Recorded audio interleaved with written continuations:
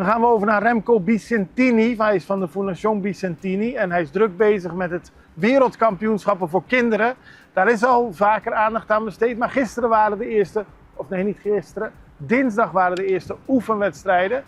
In ieder geval Duitsland tegen Curaçao op de Johan Maurits school. We hebben beelden van gemaakt en Remco Vicentini legt uit hoe bijzonder deze wedstrijd was. Remco Vicentini, bekend van Fundación Vicentini, bekend natuurlijk van het Mundial, het wereldkampioenschap voor kinderen waar je mee bezig bent. Ja. Je bent heel druk. Laten we beginnen met een wedstrijd van afgelopen dinsdag.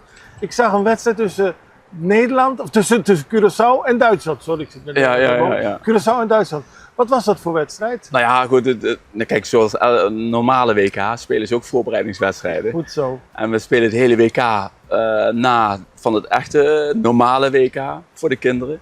Dus dat betekent alle groepswedstrijden, de knock-out fase en de fase en de finale. En ja, ze willen ook oefenen. Ja. En dus we hebben een wedstrijd georganiseerd, een voorbereidingswedstrijd tussen Curaçao en Duitsland. Op de Johan Maurits school? Ja, op zo'n Maurits school. Dus ze komen ook met de bus aan, volkslied erbij. En Ik vond de volkslied echt prachtig. Die Ja, had mooi gezongen, ja. maar ze namen het ook heel serieus. Dat vond ik mooi. Nou, dat is wel het mooie eraan. Hè? Want hier zit natuurlijk ook een sociaal-maatschappelijk project achter. Dus, en daar gaat het mij eigenlijk om als foundation. Het middel is natuurlijk het voetballen. Ja. Dat willen ze allemaal. Maar als je dan zeg maar een voorbereidingswedstrijd speelt, waardoor je ziet hoe ze het beleven, hun droom willen namaken. Van het volkslied tot in een rijtje staan, tot een wedstrijd spelen.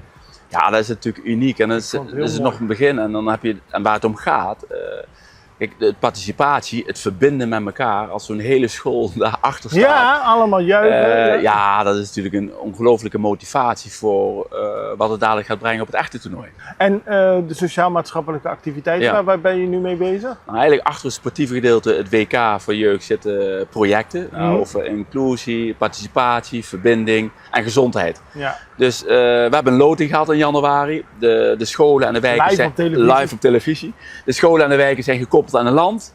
Dus bij wijze van school X is Japan. Ja. Dan krijgen ze 2,5 maand projecten over Japan. Maar als je het hebt over gezondheid, ja, ze moeten ook een sportmaaltijd dadelijk bedenken. Nou, daar moet met Japanse ingrediënten. Ja, leuk. Dus, en uiteindelijk heb je van die 4 sociaal-maatschappelijke projecten 48 landen, scholen, wijken die hun eigen projectje hebben gemaakt. En die bundel ik dan samen, dat ze een boek krijgen met 48 leermomenten over de hele wereld. Mooi. En er is ook aandacht vanuit het buitenland. Ik zag de Duitse televisie al bij die wedstrijd. Ja, dat is niet normaal. Maar dat is, had ik zelf ook niet verwacht, moet ik heel eerlijk zeggen. Het gaat allemaal gepaard natuurlijk met je verleden bondscoachschap hier. Maar ze vinden het geweldig en uniek dat er hier op Curaçao een WK georganiseerd wordt voor kinderen. Ja. En ze waren hier van de ADR, TV Duitsland, ja, dat is ook miljoenen publiek. Ja. Maar ze stonden een ogen te kost, want ze hebben nog nooit eigenlijk zoiets meegemaakt. Met zoveel kinderen, zo'n beleving en dan praat je over een voorbereidingswedstrijd. Kun je nagaan. Ja. Nog even als laatste vraag. Is Curaçao gewonnen? Curaçao heeft wel gewonnen.